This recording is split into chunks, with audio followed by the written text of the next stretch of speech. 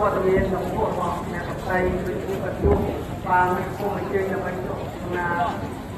មុនផលនៅក្នុងទីអារាមដែលបានអបអរសាជួយរួមជាសហគមន៍របស់ប្រពោដាក់ប្រាក់នៅក្នុង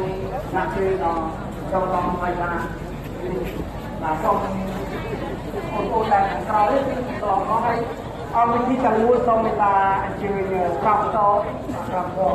ដើម្បីជាសេចក្ដីគុណចំពោះវត្តមានរបស់ពុទ្ធរបស់អ្នកស្រីដែល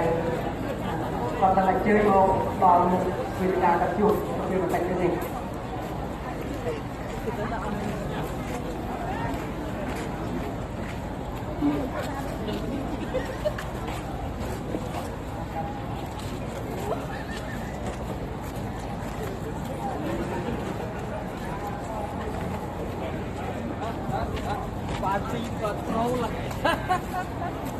សូមបងប្អូនរត់តិចចូលចូលជាយោប្រជាណាចក្រកម្ពុជាជាយោព្រះពុទ្ធសាសនាដ៏រុងរឿងមានសន្តិភាពទើបមានការអភិវឌ្ឍនិងលទ្ធិប្រជាធិបតេយ្យ